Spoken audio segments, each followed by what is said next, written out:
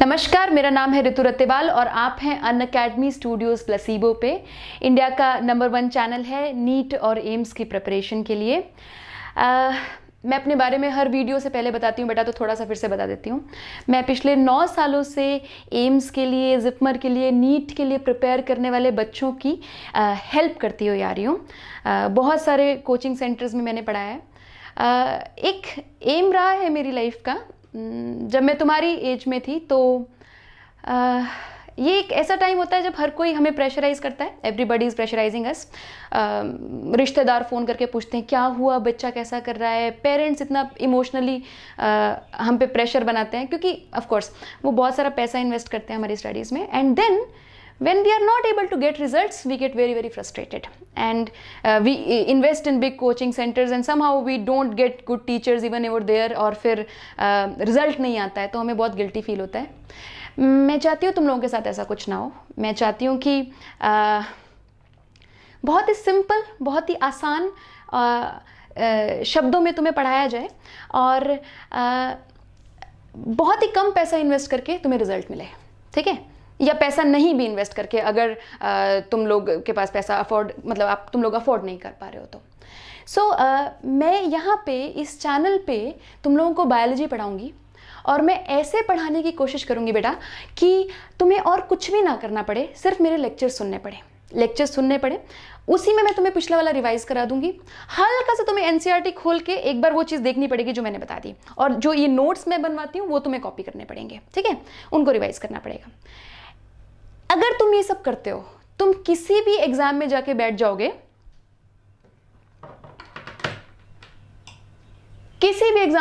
बेटा, एक भी क्वेश्चन ऐसा नहीं होगा जो तुम नहीं कर पाओगे। आई प्रॉमिस यू दैट, ठीक है? नीट में 360 मार्क्स की बायो आती है।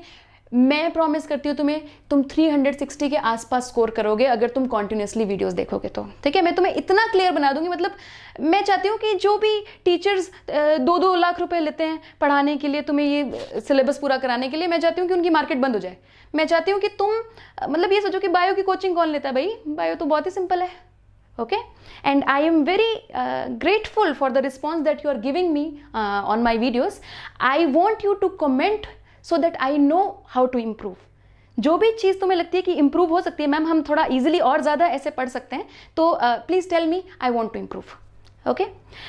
एक तो ये बात होगी बेटा। यहाँ पे मैं इस चैनल पे वीडियोस डालूंगी, तुम लोग सब्सक्राइब करो और बच्चों को दो जो जिनको हेल्प चाहिए, अभी जो परेशान हो रहे हैं, ताकि वो भी ईजिली पढ़ सकें।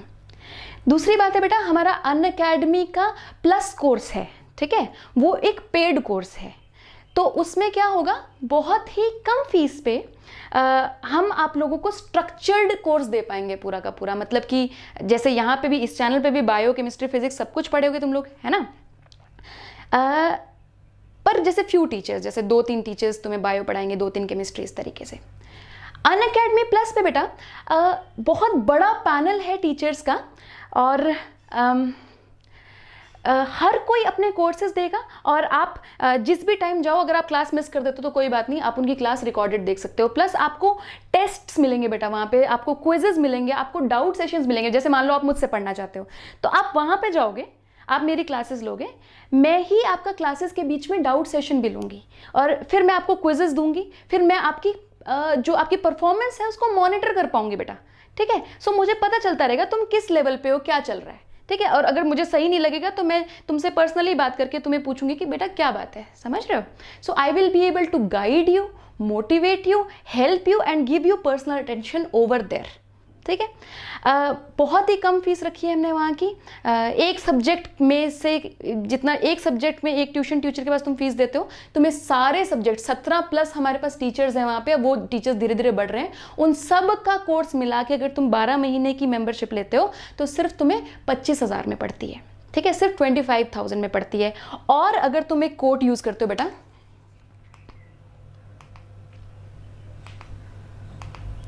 ऋतु लाइव,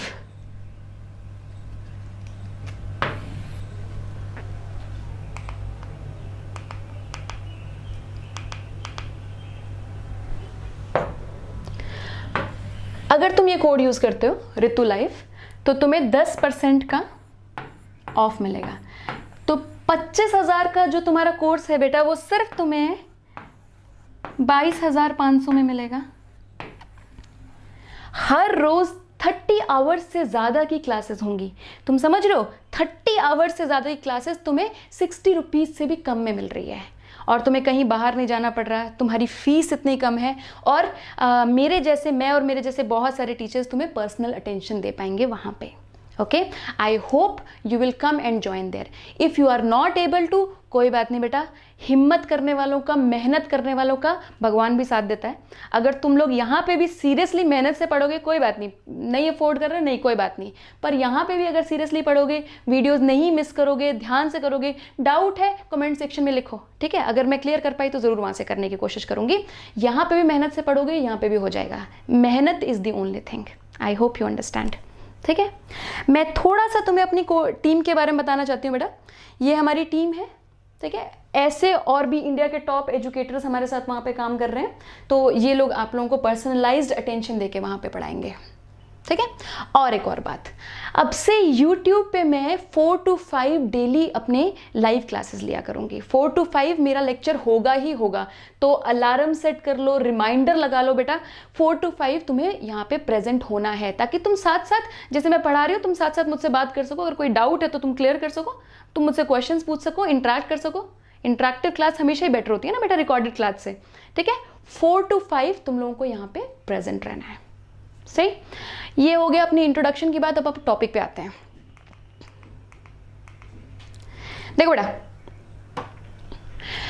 हम बात कर रहे थे पिछली बार, डाइजेस्टिव सिस्टम की बात हो गई थी, स्टमक की बात हो गई थी, लिवर का स्ट्रक्चर तुमने कर लिया था लेकिन फंक्शन नहीं हुआ था। तो आज हम लिवर का फंक्शन करेंगे, प्लस हम पैंक्रियाज की बात करेंगे। लिवर और पैंक्रियाज आज के चैप्टर में हमको खत्म करना है, ठीक है? बिल्कुल अच्छी तरीके से डिटेल में, कि किसी भी एग्जाम में आ जाए तो तुम्हें समझ में आना चाहिए, क्वेश्चन समझ में आना चाहिए।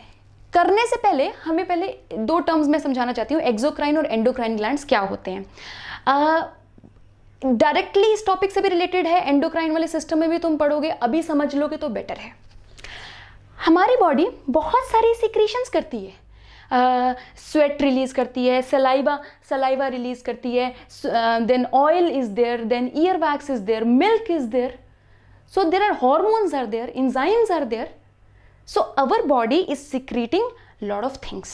Okay, now there are 2 ways of secreting things. 2 तरीके हैं चीज़ों को सिक्रीट करने के, एक एक्सोक्राइन तरीका है, एक एंडोक्राइन तरीका है, ठीक है? एक्सोक्राइन तरीका पहले मैं तुम्हें बताती हूँ।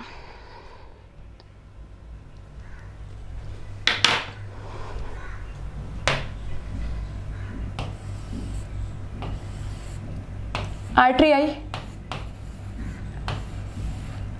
अब ये बात तुमको पता है कहाँ घुसेगी? ये ऑर्गन में घुसेगी, क्योंकि यही ऑर्गन को जो ऑक्सीजन और ग्लूकोज वगैरह देना है, आर्टरी का ही ब्लड देगा।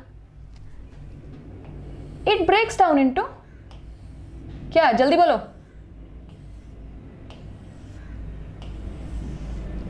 कैपिलरीज। यहां पे टिश्यू प्रेजेंट है, सेल प्रेजेंट है, बीच बीच में सेल्स प्रेजेंट है।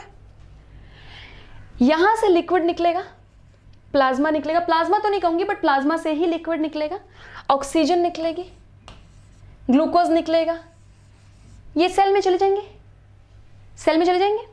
सेल यहां से CO2 रिलीज करेगा, वो इस लिक्विड के साथ वापस कैपिलरी में चला जाएगा, ब्लड डीऑक्सीजनेट हो जाएगा, because oxygen has been used, CO2 is being put in the blood, ठीक है? तो मैं यहां से ये ब्लू में बना लूं, कोई दिक्कत परेशानी तो नहीं है। This is a when. So deoxygenated blood को जो कलेक्ट करके लेके जा रही है वो वेन है, ऑक्सीजनेटेड ब्लड को जो लेके आ रही है आर्टरी है, and the very thin tubes जहां से एक्सचेंज ऑफ गैसेस हो रहा है, एक्सचेंज ऑफ न्यूट्रिएंट्स हो रहा है, that is capillary. Very clear. Now these cells, अगर ये कोई किसी ग्लैंड के सेल हैं, अगर ये एंडोक्राइन ग्लैंड के सेल हैं, they will secrete something in this fluid like this.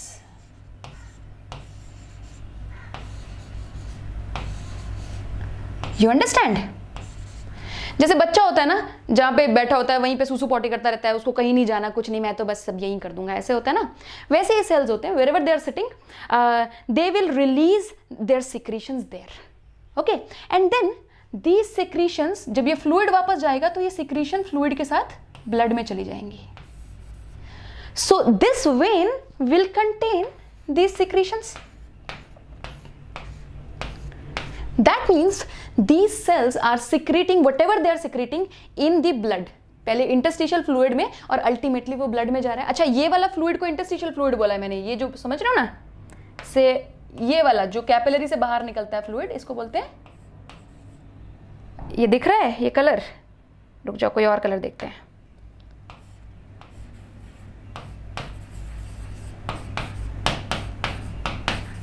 Interstitial fluid. सो ये इंटरस्टिशियल फ्लूइड पहले बाहर निकलता है, फिर जब ये अंदर जाता है तो ये हॉर्मोन्स को अपने साथ लेके जा रहा है. सो नाउ हॉर्मोन्स मैंने इसलिए कहा क्योंकि इस तरीके से हॉर्मोन्स सिक्रेट होते हैं बेटा.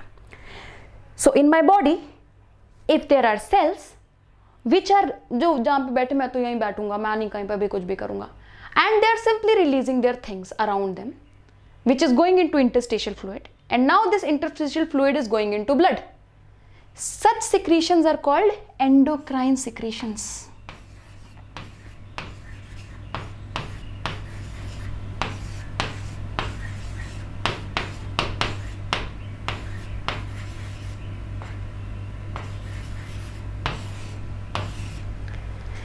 Endocrine secretions बहुत अच्छा एग्जाम्पल है एंडोक्राइन सिक्रीशन का बेटा, hormones.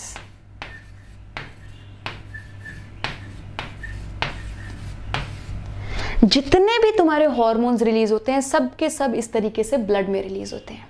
I hope I am very clear. अब हॉर्मोन्स जहां से रिलीज हो रहे हैं they will work far away, that is why they are released in blood, because blood will take them and will go along with them. मतलब कि वो चीज़ blood के साथ जाके कहीं कहीं और एक्ट करेगी. मैं तुम्हें एग्जांपल देती हूँ. जैसे कि हमारे ब्रेन में एक एंडोक्राइन ग्लैंड होता है पिट्यूटरी, उसका सिक्रीशन बहुत जगह एक्ट करता है, but one of the places where the secretions of pituitary act is ovary in females and testis in males. So ovary और टेस्टिस तक उसका सिक्रीशन कैसे पहुंचेगा? मान लो ये पिट्यूटरी ग्लैंड है, in blood. So hormones generally are released at some place and then they will go in blood and then they will move to that further place and then they act there. Okay, do you get that? Endocrine secretions ऐसे होती है. Exocrine secretion कैसे होती है अभी बताती हूँ. देखो,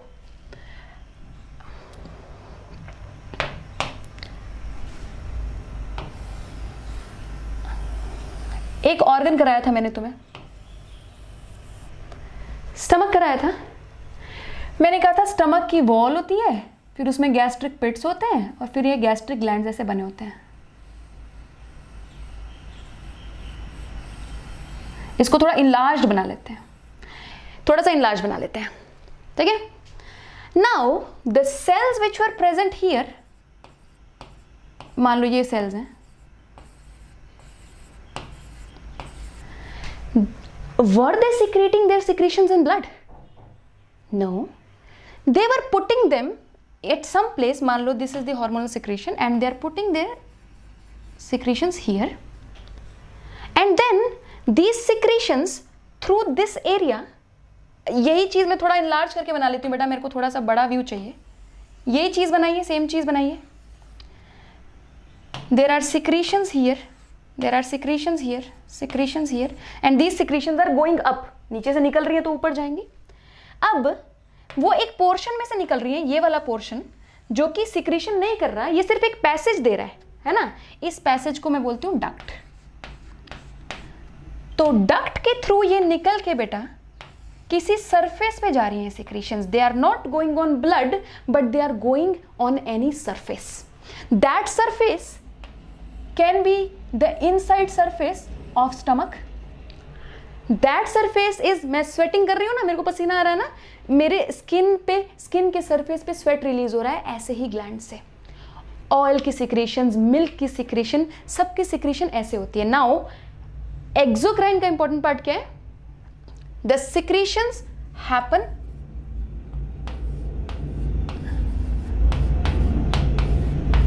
secretions come on a surface.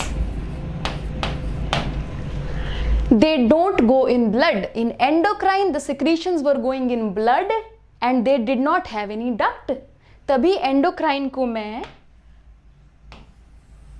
Ductless gland बोलती हूं. There is no duct and it is simply going into blood.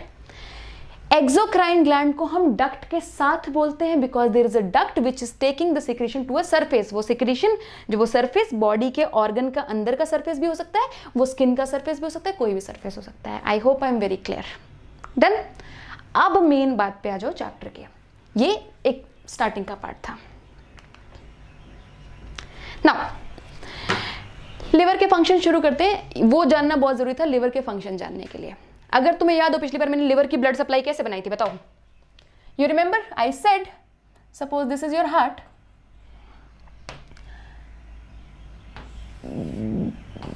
This part left side of your heart will contain deoxygenated blood and ultimately it will take deoxygenated blood to, बताओ जल्दी से, lungs. lungs में oxygenate होगा. Oxygenate होके कहां पे आएगा? Atria में, यहां से वेंट्रिकल से, वेंट्रिकल से अल्टीमेटली एओर्टा में. ये मैं ऑलमोस्ट हर लेक्चर में डायग्राम बनाती हूं. I hope you understand why I make it. Okay. Now I said aorta की बड़ी सारी ब्रांचेस हो जाएंगी. It will give blood to various parts. One of the branches will go to liver.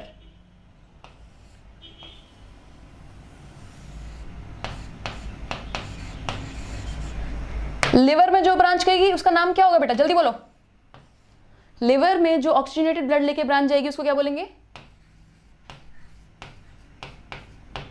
Hepatic artery. I hope you remember it. Then एक branch लेके जाएगी यहां पे, ध्यान से देखो, स्मॉल इंटेस्टाइन में. स्मॉल इंटेस्टाइन में दो चीजें होंगी. I told you last time, it will give oxygen to the cells of small intestine. Also it will collect digested products. digested product collect कर लिया और इसका blood फिर यहाँ पे डायरेक्टली वेना कावा में ना जाके इसमें चला गया. जनरली क्या होता है, ऑर्गन से ब्लड कलेक्ट होके वेना कावा में जाता है ना. अभी वेना कावा में नहीं गया, ये लिवर में चला गया. एंड देन अल्टीमेटली इन दोनों का ब्लड मिक्स हो जाता है. यहाँ से एक वेन निकलती है जो कि अल्टीमेटली वेना कावा में मिल जाती है ऐसे जाके. इसको बोलते हैं हेपेटिक वेन.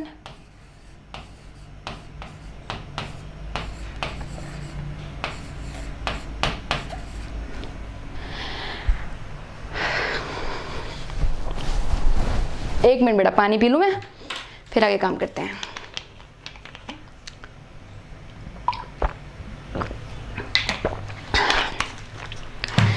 ये वाली बात याद है, ये वाली बात याद है, सर्कुलेशन वाली बात. अब इससे लिवर के फंक्शंस बहुत ज्यादा अटैच्ड हैं. लिवर की मैंने फंक्शनल यूनिट बनाई थी, जल्दी बताओ क्या बोला था, जल्दी बोलो. हेपेटिक लोब्यूल बोला था. हेपेटिक लोब्यूल में ये दोनों ब्लड आता है, इधर वाला ब्लड भी आता है, इधर वाला ब्लड भी आता है. सो हेपेटिक लोब्यूल्स में जो सेल्स हैं लिवर के, hepatocytes, they are getting oxygenated blood also so that they can get oxygen and they are getting this deoxygenated blood but rich in glucose and other things. So that फायदा क्या था, glucose लेके जाना liver में, directly vena cava में नहीं गया ना ये, because liver has the capacity to take out excess glucose and store it. हम नहीं चाहते कि खाने के बाद हमारी बॉडी में बहुत ज्यादा ग्लूकोज बढ़ जाए. ओके, सो व्हाट हैपेंस, पहला फंक्शन लिवर का है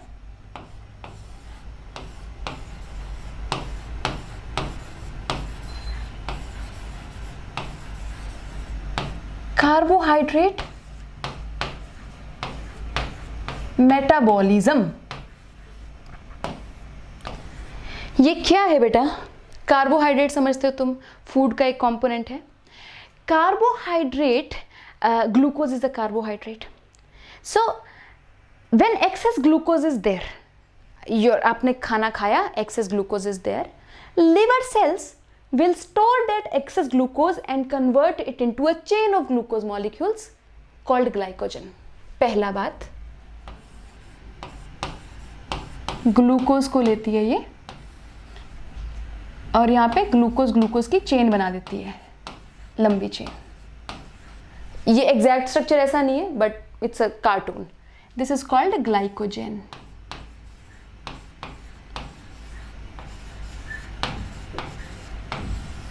So glucose gets stored in form of glycogen in liver in hepatocytes।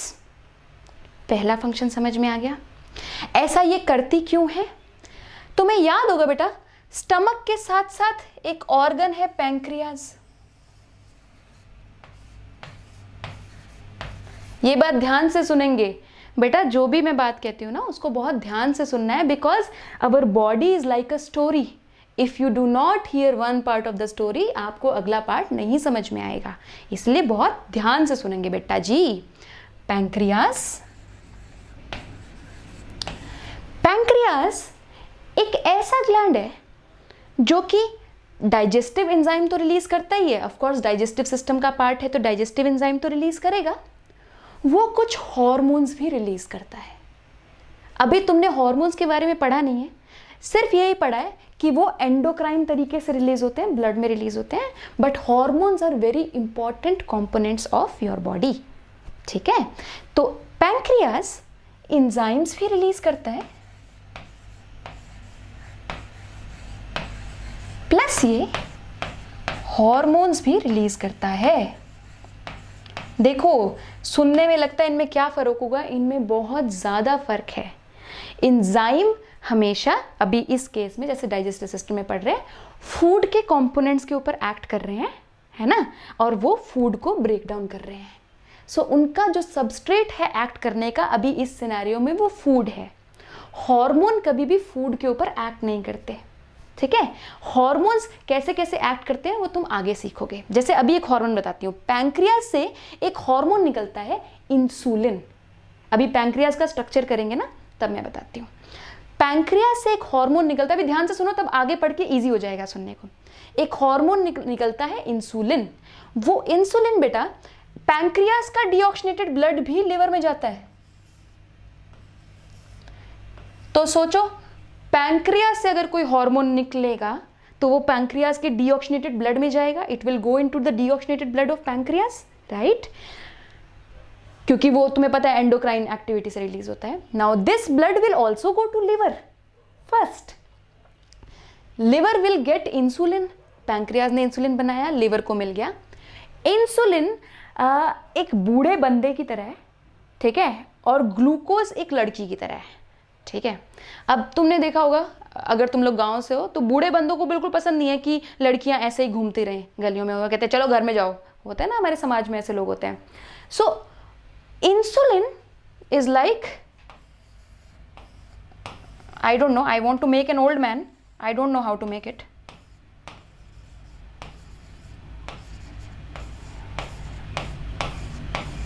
I don't know ये क्या बन गया, but I want to make insulin.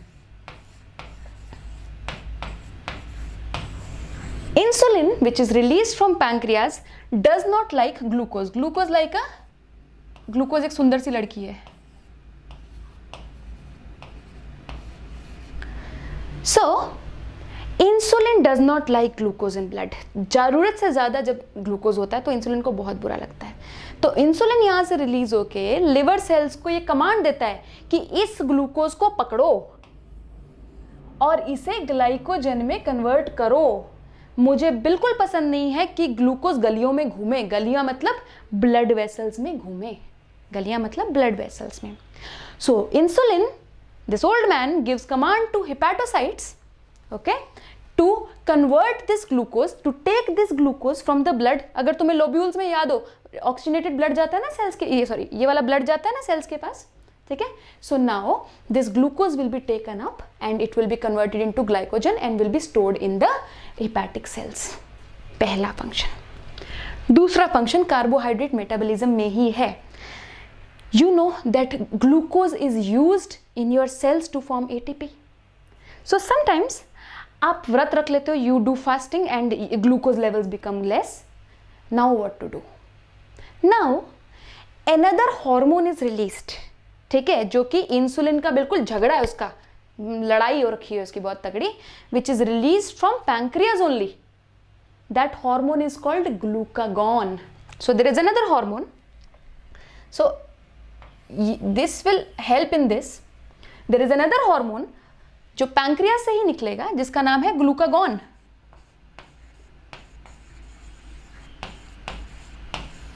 Glucagon इस लड़की की मम्मी की तरह है, जो कहती है तुमने मेरी लड़की को घर में कैसे बंद किया, निकालो उसको भी बाहर निकालो. So this glucagon is like, ये भी हम आंटी बना देते हैं.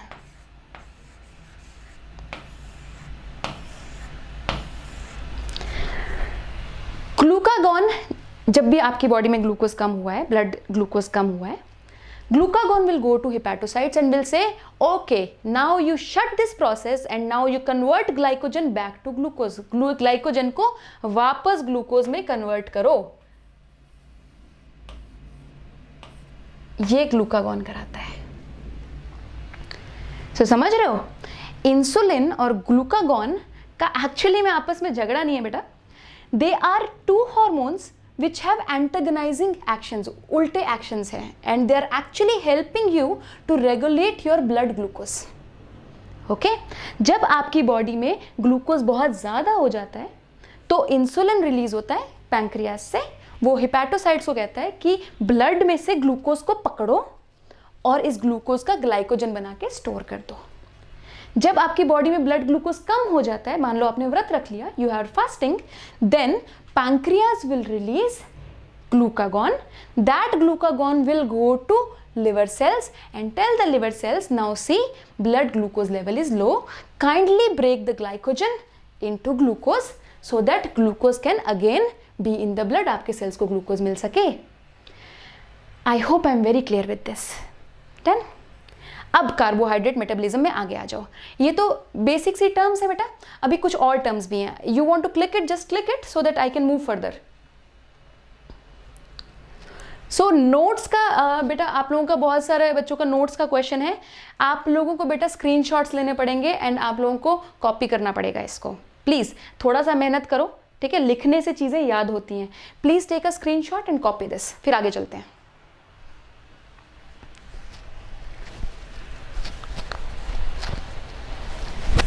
डन, चलो आगे बात करते हैं.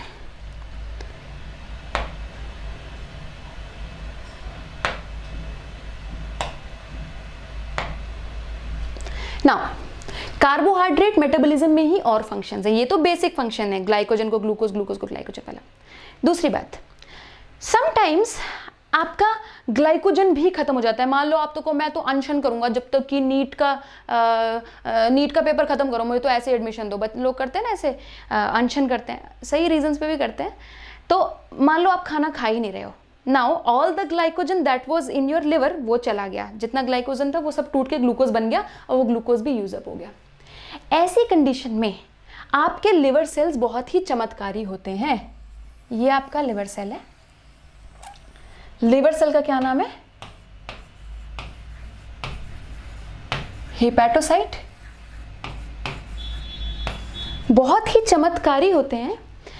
कभी कभी वो ऐसी चीजों से ग्लूकोज बना पाते हैं जो कि ग्लाइकोजन है ही नहीं. ग्लाइकोजन तो चलो ग्लूकोज से बना, वो तो इजीली बन गया. Sometimes they take an amino acid. You remember amino acid? I hope you remember. Amino acids वो हैं जिनसे प्रोटीन्स बनते हैं. So they are not carbohydrates. Now suppose they will take an amino acid. अब मैं तुम्हें अमाइनो एसिड का एक बेसिक स्ट्रक्चर बना के दिखा रही हूँ. इसको अपने दिल जिगन जान में बिठा के रख लो, आगे बहुत काम आएगा. बायोमोलिक्यूल्स जब पढ़ेंगे इंपॉर्टेंट है ये, ठीक है. चलो देखो बेटा, अमाइनो एसिड में बीच में एक कार्बन होता है, कार्बन के साथ में एक COOH ग्रुप लगा होता है, कार्बोक्सिलिक ग्रुप बोलते हैं इसको. इसी कार्बन पे एक NH2 ग्रुप लगा होता है. इसको कौन सा ग्रुप बोलते हैं? Amino group. इसको कार्बोक्सिलिक ग्रुप.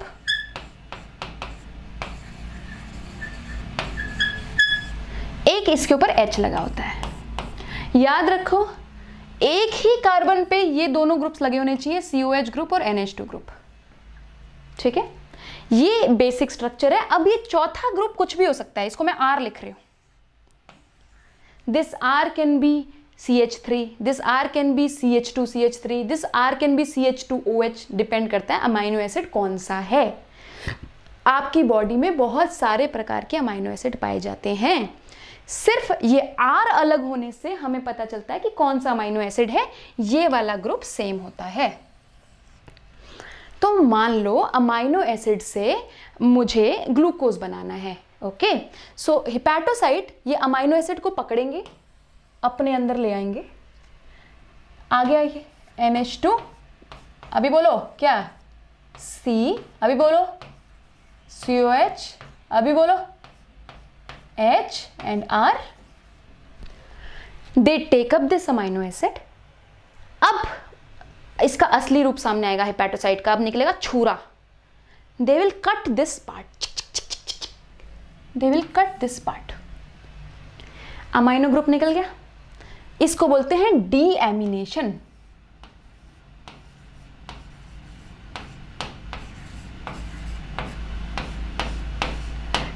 देखो बेटा, wherever I say D, it means to remove, okay? So deamination मतलब amine group हट गया। This group can be converted to glucose, पूरा लिख देती हूँ glucose, by hepatocyte। So you are understanding, a non-carbohydrate source, it is not a carbohydrate, can be converted to glucose in case of emergency by your liver cell। It's like a magician। This process now, अच्छा मैं पहले वाले process का नाम बोलना भूल गई, I'm so sorry, एक बार लिख लो बेटा। जब ग्लूकोज से ग्लाइकोजन बोलता है,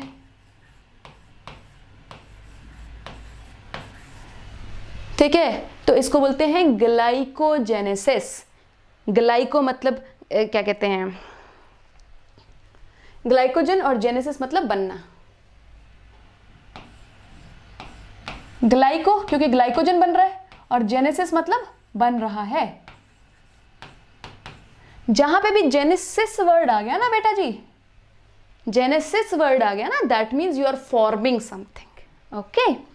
ग्लाइकोजेनेसिस, ग्लाइकोजन बन रहा है। जब ग्लाइकोजन से टूट के बनता है, अच्छा अभी आंसर करो तो, अभी बताया था ग्लाइकोजेनेसिस किसके इन्फ्लुएंस में बनता है, कौन से हार्मोन के इन्फ्लुएंस में बनता है?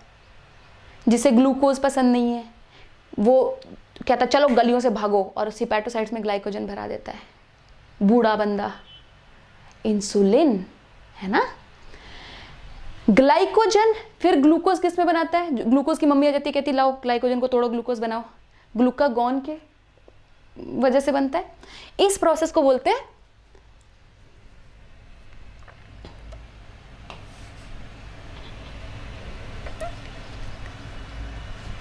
ग्लाइको,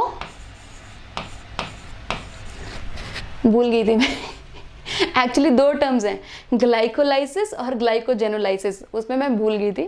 तो ये ग्लाइकोजन को तोड़ रहा है, ग्लाइकोजेनोलाइसिस।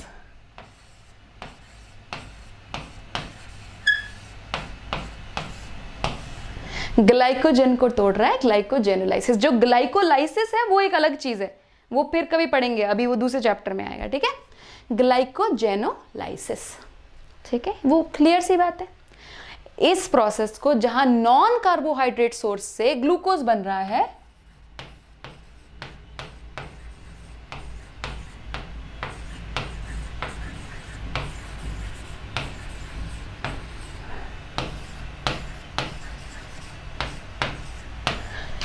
अब देखो एक नई चीज से ग्लूकोज बन रहा है। कार्बोहाइड्रेट तो चलो सब बना ही लेते हैं, but it's a new thing, a non carbohydrate source is forming glucose, तो कुछ नया हो रहा है।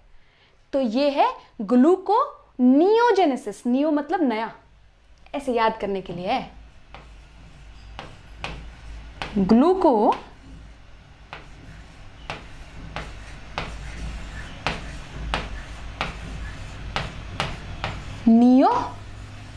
नियोजेनेसिस ऐसा भी होता है जब आपकी बॉडी के पास ग्लूकोज की कमी होती है। तो पहला फंक्शन समझ में आ गया, कार्बोहाइड्रेट मेटाबॉलिज्म, ठीक है।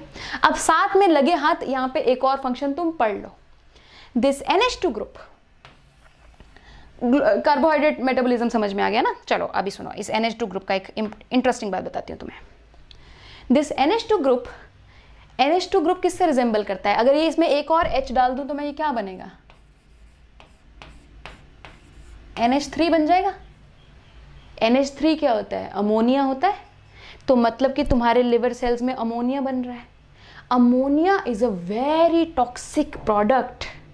It's a very toxic product. You cannot keep ammonia in your body. अब ये अमोनिया बाहर फेंकना पड़ेगा। अब अमोनिया फेंकने के लिए क्या है, ये इतना टॉक्सिक है कि इसको बहुत सारे पानी में घोल के बाहर फेंकना पड़ता है। यूरिनेशन का नाम सुना है तुमने? सूसू जाना, वो बेसिकली इस अमोनिया को बाहर फेंकने का तरीका है। लेकिन अमोनिया के लिए, if you want to throw ammonia, तुम्हें बहुत सारा पानी, that means you have to pee a lot to remove ammonia. So your body is very intelligent. वो कहती है मैं अमोनिया फेंकूंगी नहीं। It converts this ammonia into urea.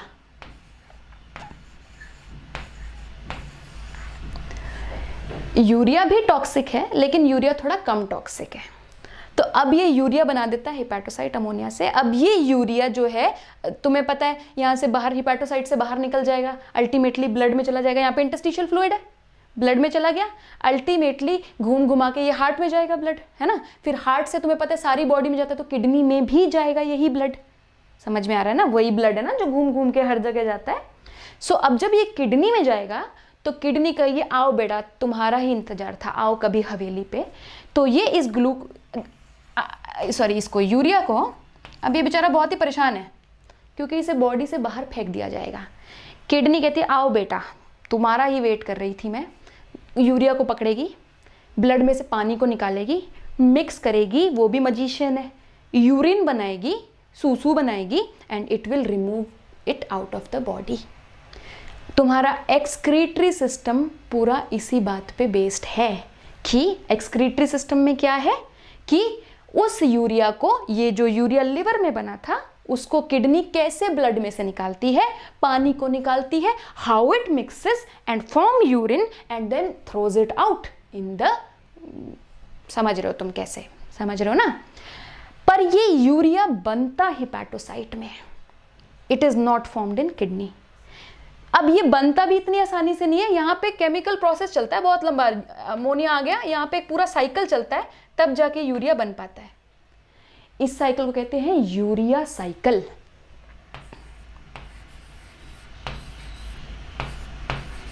बहुत खचपच मच गई यहाँ पे, कोई बात नहीं मेरे प्यारे बच्चों, कोऑपरेट करो, कोई बात नहीं, कोऑपरेशन का फल मीठा होता है।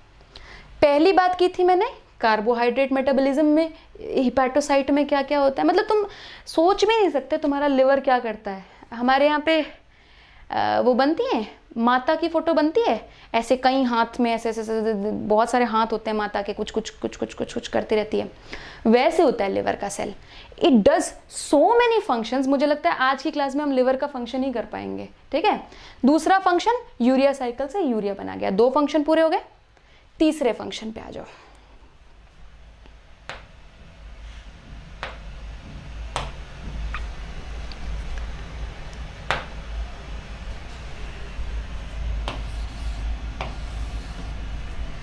Bile formation. अच्छा पहले मेटाबॉलिज्म वाले सारे कर लेते, रुक जाओ। कार्बोहाइड्रेट मेटाबॉलिज्म तुमने पहला कर लिया था, पहले मेटाबॉलिज्म वाले कर लेते हैं। का मेटाबॉलिज्म तुमने कर लिया था, देन सेकंड यूरिया साइकिल तुमने कर लिया था। अच्छा एक बात बताओ, जब प्रोटीन टूट रहा है, मेटाबॉलिज्म का मतलब क्या होता है? सॉरी मैं तुम्हें पहले ही बताना चाहिए था, मेटाबॉलिज्म का मतलब क्या होता है। मेटाबॉलिज्म इज कोई भी केमिकल रिएक्शन हो रहा है बॉडी में, उसको मेटाबॉलिक रिएक्शन कहते हैं, ठीक है। और सारे केमिकल रिएक्शंस जो बॉडी में हो रहे हैं उनको मिला के मेटाबॉलिज्म कहते हैं। सो जब मैं कार्बोहाइड्रेट मेटाबॉलिज्म कहती हूँ, इसका मतलब है कार्बोहाइड्रेट का बनना या कार्बोहाइड्रेट का टूटना। अगर मैं प्रोटीन मेटाबॉलिज्म कहती हूँ तो प्रोटीन का बनना या प्रोटीन का टूटना। सो नाउ मैं यहाँ पे प्रोटीन मेटाबॉलिज्म भी लिख दूं, because I have just taken a part of protein. अभी अमाइनो एसिड लेके तोड़ा था ना, तो अमाइनो एसिड प्रोटीन का ही तो पार्ट है ना, तो प्रोटीन मेटाबॉलिज्म भी करता है तुम्हारा लिवर।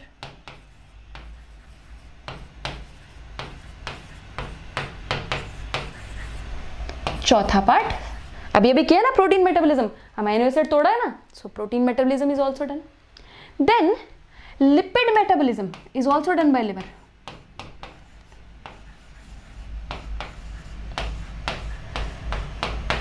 वैसे तो आपका मेजॉरिटी जो लिपिड है वो एक स्पेशल टाइप के सेल में स्टोर होता है, एडिपोसाइट कहते हैं उसको. एडिपो मतलब एडिपोज से आया, एडिपोज मतलब फैट, साइट मतलब सेल. तो जो मोटे लोग होते हैं उनमें ये नहीं कि मेरे पास 10 एडिपोज है, तेरे पास तो 100 एडिपोज है तभी तो इतना मोटा है. No, actually the amount of fat that is deposited in adipocytes is more there. उनका फैट का कंटेंट ज्यादा होता है, सेल्स ज्यादा नहीं होते हैं. सो लिपिड मेटाबॉलिज्म में मैं क्या बताना चाह रही थी, हाँ याद आया. वैसे तो एडिपोसाइट्स में स्टोर होता है, पर लिवर में भी स्टोर होता है कुछ कुछ फैट्स. लिवर स्टोर्स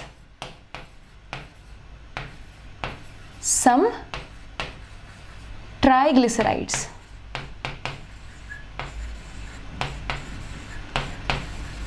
अच्छा, कुछ बच्चे सोच रहे होंगे कि मैम ये तो एनसीईआरटी में दिया नहीं हुआ, आप तो बहुत ही एक्स्ट्रा करा रही हो. बेटा देखो मेरी बात सुनो, बायो में देखो जो एनसीईआरटी से चीजें आती हैं वो तो आती हैं एग्जाम में. कुछ क्वेश्चंस ऐसे होते हैं जो कॉमन सेंस से आते हैं. आपने एनसीईआरटी में डायरेक्टली नहीं पढ़े बट उनसे रिलेटेड क्वेश्चन कुछ आ जाता है ना. तो अगर आपको एक ओवरऑल आइडिया लगता रहेगा ना आपकी बॉडी में कहाँ पे क्या हो रहा है, कहाँ पे क्या हो रहा है, कहाँ पे क्या हो रहा है, तो बहुत कम चांसेस हैं कि आप कोई क्वेश्चन मिस करोगे नीट में या एम्स में. So you should know very thoroughly आपकी बॉडी में कैसे कैसे क्या हो रहा है. ठीक है, लिवर का स्पेशली करा रही हूँ मैं क्योंकि इससे रिलेटेड क्वेश्चन आ जाते हैं बेटा. So it is important to do, although it is not given in NCERT, it is important to do. I hope I am clear, right. So liver store some triglycerides, और इन triglyceride मतलब fat का ही दूसरा fancy नाम है. इस triglyceride को भी वो समय आने पे तोड़ के ग्लूकोज बना सकता है. ट्राइग्लिसराइड को भी ग्लूकोज में कन्वर्ट कर सकता है. मान लो आपने खाना नहीं खाया तो आपने तो कहा मैं तो व्रत रख लूंगी, मुझे तो मिस इंडिया बना दो, नहीं तो मैं तो खाना ही नहीं खाऊंगी, ऐसे कुछ भी.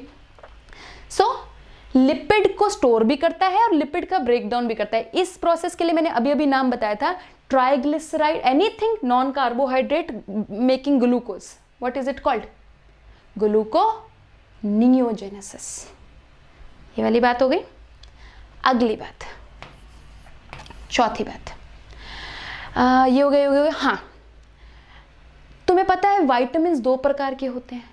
जो तुम खाना खाते हो there are 2 types of vitamin. यहां लिख देती हूं. बाइल पे एंड में चलेंगे, पहले चुटर पुटर निपटा लेते हैं फिर बाइल पे चलेंगे. There are water soluble vitamin, पानी में इजिली सॉल्युबल होते हैं, and there are fat soluble vitamin.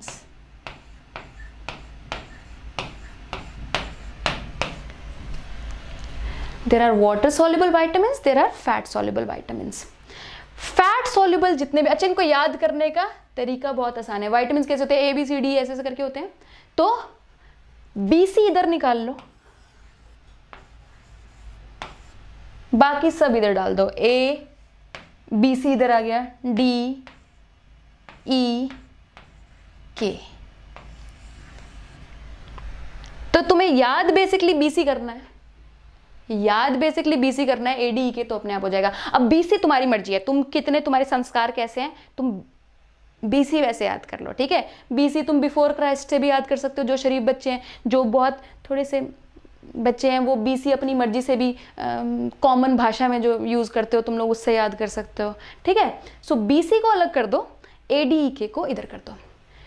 Liver एडीईके को स्टोर करता है. देखो वो लिपिड को स्टोर कर सकता है तो लिपिड सॉल्युबल विटामिन्स को भी स्टोर कर सकता है, तो मैं यहां लिख दूं स्टोर्स लिपिड सॉल्युबल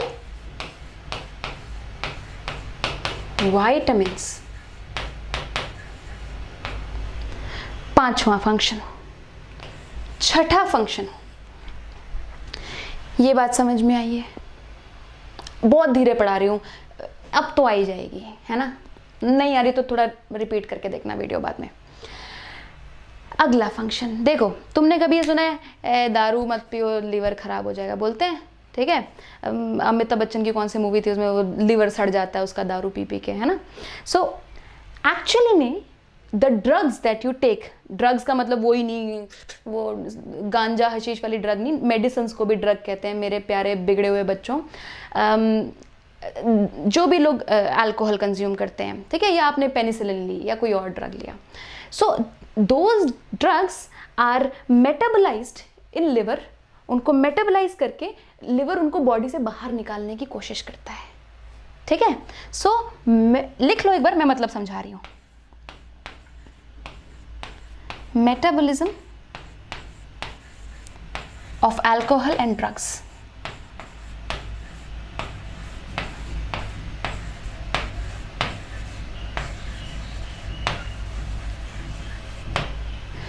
एक मिनट बेटा,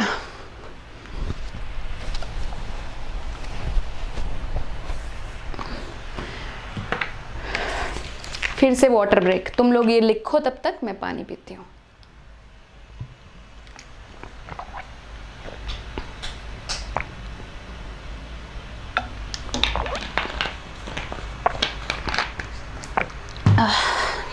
सुनो, जो ये अल्कोहल और ड्रग्स हैं ये हिपैटोसाइट्स में जाती हैं और हिपैटोसाइट्स इनको फॉर्म चेंज करके इनको बॉडी से बाहर निकाल के फेंकने की कोशिश करता है। जो लोग ज़्यादा अल्कोहल पीते हैं उनके लिवर सेल्स डैमेज होने लगते हैं क्योंकि वो इतना काम नहीं कर पा रहे हैं जितना काम तुम उन्हें करने के लिए दे रहे हो। सो वो सेल्स बेचारे पहले तो ऐसे डैमेज होने लगते हैं, ठीक है, उसके बाद डैमेज होकर मरने लगते हैं, कतई डैमेज हो जाते हैं लिवर। तो एक खतरनाक बीमारी होती है उन लोगों को जिसे कहते हैं लिवर सिरोसिस। एक बार बहुत पहले जब मैं खुद स्टूडेंट थी तो वो तब ये क्वेश्चन आया था, तब पीएमटी बोलते थे इस एग्जाम को, नीट वाले एग्जाम को, कि अल्कोहल कॉजेज विच डिजीज, और अभी भी एनसीईआरटी में टर्म है तो जरा याद कर लो, सिरहोसिस,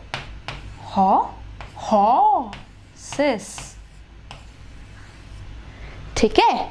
लिवर सिरहोसिस होता है जब आप अल्कोहल ज़्यादा ज़रूरत से ज़्यादा कंज्यूम करो because your liver cells get damage due to excess of alcohol. तो metabolism of alcohol and drugs यहाँ पे होता है।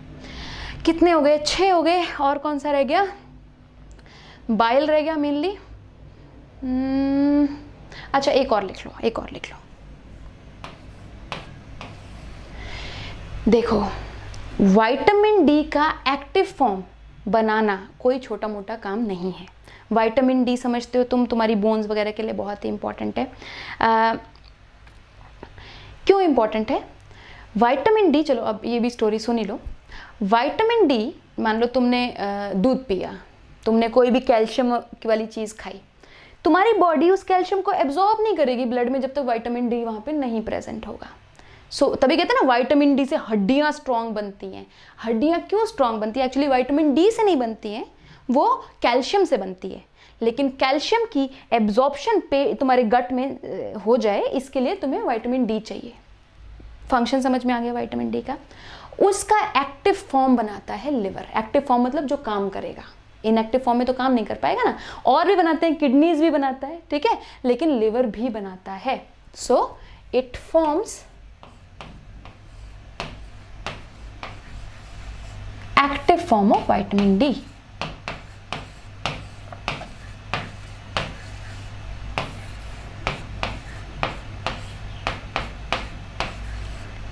और विटामिन डी की स्टोरी भी याद रखना, आगे काम आएगी कि विटामिन डी का फंक्शन क्या है। ये 7 फंक्शन है, ये समझ में आगे हम जा सकते हैं बाइल बनाने पे, क्योंकि बाइल बनाना इसका बहुत बड़ा मेजर फंक्शन है और डाइजेशन का पार्ट एक्चुअली वही है। चलो मिटा दिया जाए, साइड में हट जाऊं मैं। एक बार एक लड़की कह रही थी, मैम आप प्लीज साइड में हट जाया करो, कुछ देखने नहीं देती हो आप, तो तब से मैं थोड़ा कॉशियस हो गई हूँ। ओके, दैट बीइंग डन, आओ बाइल फॉर्मेशन देखते हैं। अब अगर तुम्हें थोड़ा सा साइनोसॉइड का स्ट्रक्चर याद है कुछ, सॉरी उसका हेपेटिक लोब्यूल का, यहाँ पे साइनोसॉइड्स होती हैं ऐसे, याद है? ब्लड कैपिलरीज होती हैं, यहाँ पे बीच में सेल्स होते हैं, यहाँ पे सेल्स होते हैं, यहाँ पे ये कुछ ज़्यादा ही छोटा बन गया स्ट्रक्चर, मैं बना नहीं पा रही हूँ, बट अगर तुम्हें याद हो यहाँ से ब्लड आता है, ब्लड से एक्सेस ग्लूकोज ये ले लेते हैं तभी तो ग्लाइकोजन में कन्वर्ट करेंगे, प्लस इस ब्लड से ऑक्सीजन भी ले लेते हैं, है ना। और मैंने कहा था यहाँ बीच में बाइल सिक्रीट करते हैं बच्चों, याद है, यहाँ पे बाइल सिक्रीट करते हैं और फिर ये बाइल जो है यहाँ पे ऐसे डक्ट्स बन जाती है, यहाँ पे एक बाइल डक्ट बन जाती है, उसमें कलेक्ट हो जाता है, फिर सारी बाइल डक्ट मिलके हेपेटिक डक्ट बनाती हैं, अगर तुम्हें याद हो। अब मुझे ये बताओ कि ये बाइल एक्सोक्राइन सिक्रीशन है या एंडोक्राइन सिक्रीशन है। अपना दिमाग दौड़ाओ प्यारे इंटेलिजेंट होनहार बच्चों, ये एक्सोक्राइन सिक्रीशन है या ये एंडोक्राइन सिक्रीशन है। अगर आंसर नहीं आया तो फिर आएगा भी नहीं, सुनो। क्या ये ब्लड में जा रहा है बाइल? नो। क्या ये ब्लड में जा रहा है? नहीं, ये अलग से निकल के एक डक्ट में जा रहा है जिसे बाइल डक्ट कहते हैं, जो कि आगे जाके हेपेटिक डक्ट बनाएगी। Bile is a exocrine secretion.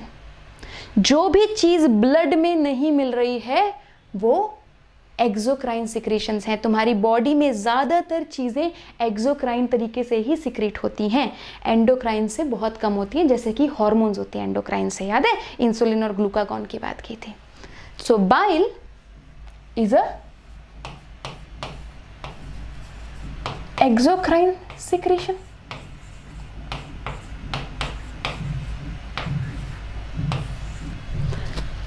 ठीक है, अब बाइल में कंपोनेंट्स क्या होते हैं, ये एनसीईआरटी में दिया हुआ है, इंपॉर्टेंट है। एक तो वाटर है, और बताओ बाइल सॉल्ट्स हैं। इसमें अगर बाइल में कोई मेजर फंक्शन करना है, ये बाइल सॉल्ट्स ही हैं, यही हैं बेचारे मेहनती। ठीक है, फिर बाइल पिगमेंट्स हैं।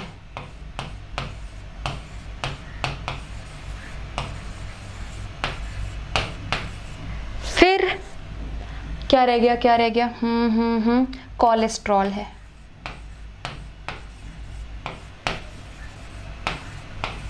फिर फॉस्फोलिपिड्स हैं।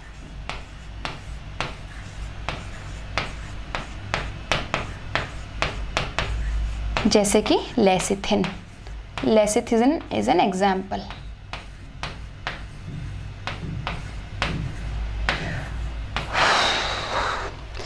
एक मिनट बच्चों, गर्मी लग रही है।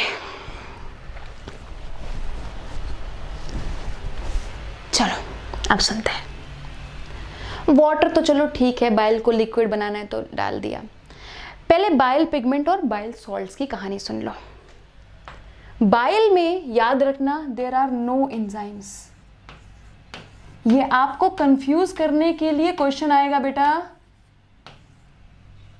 कि बाइल का एंजाइमेटिक एक्शन बताओ। बाइल हैज नो एंजाइम्स, कोई एंजाइमेटिक एक्शन नहीं है। ठीक है, बाइल फैट का फिजिकल ब्रेकडाउन करता है। अब बात ध्यान से सुनो, फिजिकल ब्रेकडाउन है मतलब कि ये चेन है, मान लो किसी भी चीज़ की, ग्लूकोज की चेन है, स्टार्च है, उसको मैं ग्लूकोज के बीच का बॉन्ड तोड़ देती हूँ तो ग्लूकोज ग्लूकोज अलग हो गई, ये केमिकल ब्रेकडाउन है ना। अब मैं इस कपड़े को कैंची से काट देती हूँ तो क्या ये इसका केमिकल ब्रेकडाउन है? बिल्कुल भी नहीं है। कपड़ा तो कपड़ा ही रहा है ना, ये इसका फिजिकल ब्रेकडाउन है अगर मैं इसको काट दूँ। ठीक है, तो फिजिकल और केमिकल ब्रेकडाउन में फर्क है। जो केमिकल ब्रेकडाउन करेगा वही एंजाइम है बेटा। यहाँ पे कोई भी केमिकल ब्रेकडाउन फूड का नहीं कर रहा है। यहाँ पे बाइल सॉल्ट्स जो हैं फिजिकल ब्रेकडाउन कर रहे हैं फैट का। वो भी क्यों कर रहे हैं मैं तुम्हें बता रही हूँ।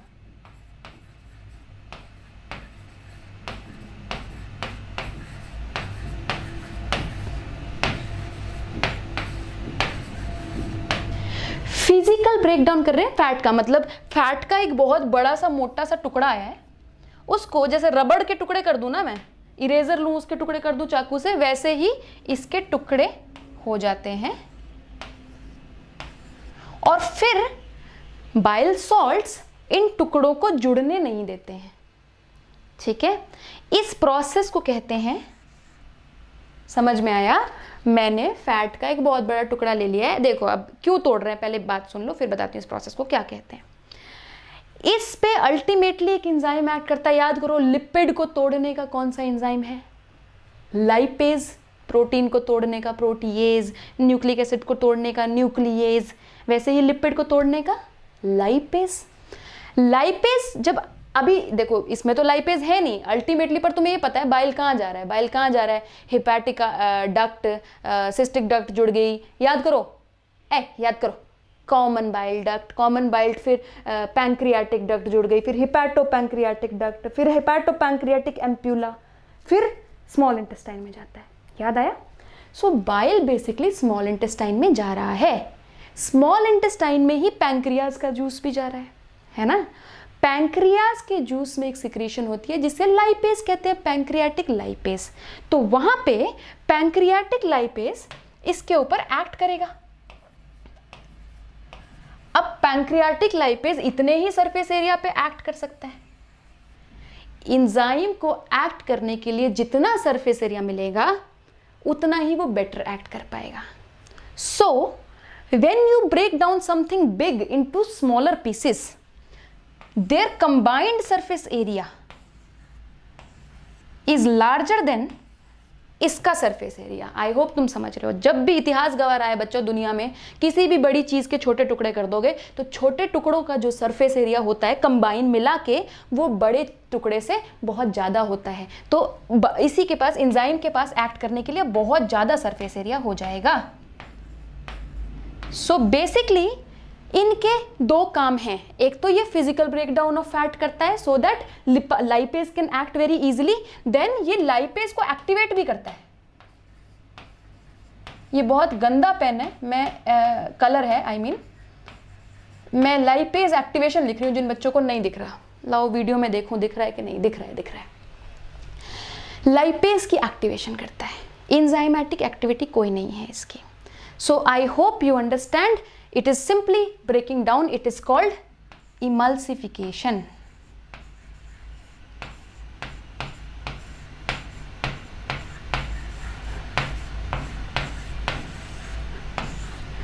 Emulsification of fats. ठीक है, बाइल सॉल्ट्स का ये फंक्शन है। और आगे जाके एक और इंपॉर्टेंट फंक्शन आएगा जब इनकी सब कुछ डाइजेशन हो चुकी होगी, फिर एब्जॉर्प्शन में इसका फंक्शन आएगा, वो अभी बात नहीं करेंगे। ठीक है, इमल्सिफिकेशन ऑफ फैट हो गया, इंक्रीजिंग द सरफेस एरिया हो गया।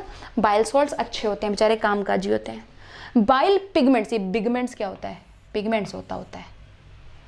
बाइल पिगमेंट्स क्या होते हैं? कलर्ड मटेरियल होते हैं, है ना? बाइल पिगमेंट्स का किसी भी चीज से कोई लेना देना नहीं है, they are actually waste products.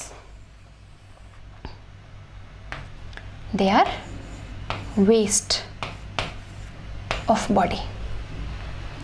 अब बाइल पिगमेंट कैसे बनते हैं ये मुझे तुम्हें बताना पड़ेगा। ठीक है, चलो बाइल पिगमेंट मैं तुम्हें बताती हूँ कैसे बन जाएगा। अभी ये वाली नीचे वाली बात सुन लो। कोलेस्ट्रॉल होता है, ये भी वेस्ट प्रोडक्ट है। तुम बाइल में बेसिकली लिवर कोलेस्ट्रॉल को इसलिए डाल रहा है, तुम्हारे पास ज़्यादा कोलेस्ट्रॉल हो रखा है, फेंकना चाहता है लिवर तुम्हारी बॉडी से। तो लिवर ने एक ईजी तरीका ढूंढा है कि लाओ भैया मैं बाइल बना दूँ। ये बाइल अल्टीमेटली कहाँ जाएगा तुम्हें पता ही है। अब पता चल रहा है ना मैं क्या बना रही हूँ? स्मॉल इंटेस्टाइन में जाएगा। स्मॉल इंटेस्टाइन में अल्टीमेटली तुम्हें पता ही है बच्चों, ये स्मॉल इंटेस्टाइन में निकल के अल्टीमेटली तो बॉडी से बाहर ही निकलेगा, एनस के थ्रू बाहर निकलेगा। तो लिवर चालाकी करता है, वो कहता है लाओ मैं तुम्हें बाइल दे दूं, तुम्हारी इमल्सिफिकेशन हो जाएगी। लेकिन फिर लिवर कुछ वेस्ट प्रोडक्ट भी साथ में डाल देता है कि लाओ चलो तुम जा ही रहे हो तो स्मॉल इंटेस्टाइन में जरा वेस्ट प्रोडक्ट फेंक देना, ताकि यू अंडरस्टैंड फीकल मैटर के साथ ये बॉडी से बाहर निकल जाए, फिर ताकि चलो मेरा काम आसान हो जाए। सो bile helps the digestive system, but it's an excretory product also. There are excretory products also. Excretory मतलब waste products also. ठीक है, तो कोलेस्ट्रॉल को भी बाहर फेंक रहा है, बाइल पिगमेंट को भी बाहर फेंक रहा है, फेंकने के लिए डाले जाते हैं उसमें। ठीक है, लेसिथिन का फॉस्फोलिपिड का काम सिर्फ इतना है कि कोलेस्ट्रॉल, अब तुम्हें पता है बाइल कहाँ स्टोर होता है? गॉल ब्लैडर में स्टोर होता है। समझ में आ रहा है ना तुम लोगों को? सो तो नहीं गए हो? चलो, गॉल ब्लैडर में स्टोर होता है। यहां पे कोलेस्ट्रॉल नीचे जम ना जाए, इसकी गोलियां ना बन जाए, ये प्रॉपर लिक्विड स्टेट में रहे, इसके लिए लेसिथिन होता है। तो अगर लेसिथिन मान लो कम हो गया बॉडी में, कोलेस्ट्रॉल ज्यादा हो गया, तो यहाँ पे कोलेस्ट्रॉल जम सकता है। इसको क्या बोलते हैं? गॉल ब्लैडर में स्टोन सुने हैं? गॉल स्टोन्स लिखना चाहती हूँ मैं, क्या लिख रही हूँ, काट रही हूँ इसको, गॉल स्टोन्स। सो अगर कोलेस्ट्रॉल ज़्यादा हो जाए, लेसिथिन कम हो जाए, तो गॉल स्टोन्स बन जाते हैं। बात खत्म हो गई। Water, bile salt, bile pigment, cholesterol, phospholipid. अब जरा स्टोरी सुन लो बाइल पिगमेंट की कैसे बनता है। इंपॉर्टेंट है, एज सच इंपॉर्टेंट नहीं, बाइल पे क्वेश्चन नहीं आएगा, लेकिन स्प्लीन पे क्वेश्चन आ सकता है। ठीक है, तुम्हें क्वेश्चन आ सकता है which organ is the graveyard of RBC, answer spleen होगा। तो स्प्लीन का बहुत ज्यादा रिलेशन है बाइल पिगमेंट से। ठीक है, इसीलिए बाइल पिगमेंट की स्टोरी सुना रही हूं। चलो,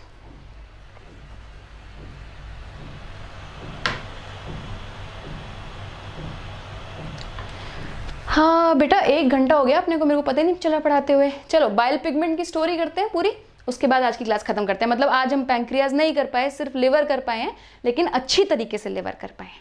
चलो एक बार शुरू करते हैं।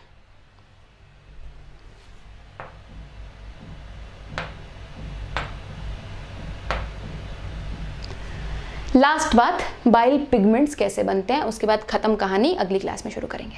ठीक है, देखो मैंने तुम्हें कहा था, फिर से क्या करूं, बार बार एक ही बात पे जाना पड़ रहा है। लिवर के पास अपना ब्लड आता है, याद है, आर्टीरियल ब्लड आता है। देन यही आर्टीरियल ब्लड स्मॉल इंटेस्टाइन में जाता है, यही आर्टीरियल ब्लड पैंक्रियाज में जाता है। अल्टीमेटली इनका डीऑक्सीनेटेड ब्लड कलेक्ट होके यहाँ पे जाता है, यहाँ से पैंक्रियाज से भी यहीं जाता है, बताया था ना। एक्चुअली में एक और ऑर्गन से भी डायरेक्टली लिवर में ही जाता है। यहाँ पे एक ऑर्गन बना लेते हैं, यहाँ पे एक ऑर्गन बना लेते हैं, कोई ऐसे बना रही हूँ, ऐसी शेप का नहीं होता है बट ऐसे बना रही हूँ। इसको बोलते हैं स्प्लीन। स्प्लीन का डीऑक्सीनेटेड ब्लड भी यहां पे जाता है।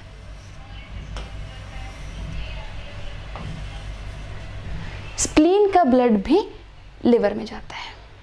अब ये मैं क्यों बता रही हूं, ये बहुत इंपॉर्टेंट है जानने के लिए। स्प्लीन में क्या होता है बेटा, मान लो ये स्प्लीन है, ऑक्सीजनेटेड ब्लड आया यहां से, फिर तुम्हें पता है यहां पे जाके डीऑक्सीनेट हो जाएगा वो ब्लड। आरबीसी का नाम सुना है, ब्लड का बहुत ही इंपॉर्टेंट सेल होता है आरबीसी। उसके हम बात करते हैं, हम कहते हैं कि आरबीसी की लाइफ 120 डेज होती है। हम कहते हैं ना आरबीसी की लाइफ 120 डेज होती है। ऐसा क्यों, क्या आरबीसी 120 डेज के बाद क्या कहते हैं, अब तो मरने का समय आ गया, चलो मर जाएं, ऐसा तो नहीं होता होगा, कुछ होता होगा ना।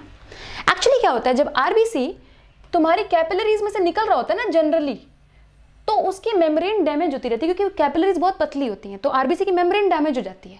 ठीक है, सो आरबीसी की मेम्ब्रेन टूटती रहती है, डैमेज होती रहती है। अराउंड 120 डेज में वो इतनी डैमेज हो जाती है कि जब वो लिवर इसकी स्प्लीन की कैपिलरीज में से निकलती है ना, स्प्लीन में कैपिलरीज और भी ज्यादा पतली होती है, नॉर्मल कैपिलरीज से भी ज्यादा।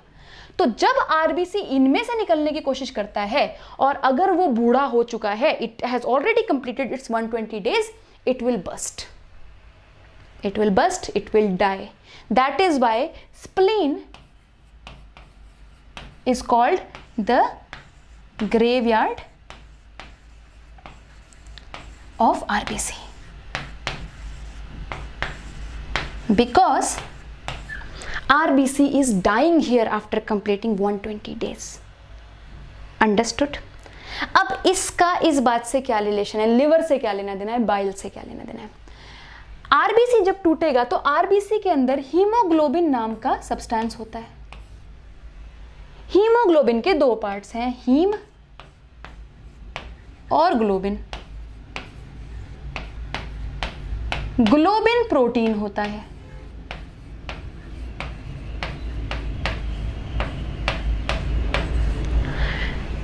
प्रोटीन का तुम्हें पता है क्या होता है, प्रोटीन में से अमाइनो एसिड टूट जाते हैं। ये प्रोटीन यहाँ पे हीम और ग्लोबिन टूट गए स्प्लीन के अंदर, है ना, स्प्लीन के अंदर ही हुआ है, तो यहाँ पे ये प्रोटीन जाएगा लिवर के अंदर। तुम्हें याद है अभी प्रोटीन का क्या हुआ था, अमाइनो एसिड टूट गए थे, अमाइनो एसिड को हेपेटोसाइट ने ले लिया था, डीएमिनेशन हो गई थी, वहां से ग्लूकोज बन सकता है, बात हो गई थी ना।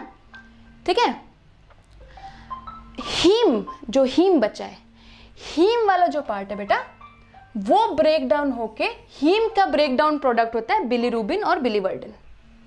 एक मिनट बेटा,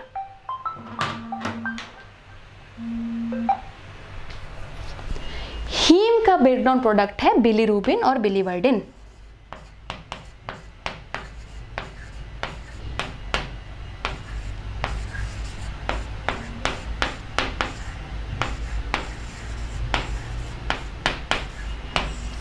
तो जो यहाँ पे हीमोग्लोबिन टूटता है उसका breakdown product bilirubin biliverdin liver में जाता है और लिवर उसको पकड़ के, हेपेटोसाइट पकड़ के बाइल में फेंक देता है।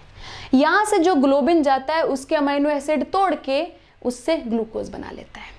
सो ये जो क्या कहते हैं बिलीरुबिन बिलीवर्डिन जो बाइल पिगमेंट्स हैं, they are actually waste products, और इन्हीं की वजह से जो स्टूल है, फीसिस है, उनका कलर जो भी कलर है वो उन्हीं की वजह से आता है। ओके बस आज की क्लास में हम इतना ही करेंगे। हमने सिर्फ आज की क्लास में लिवर के फंक्शंस किए।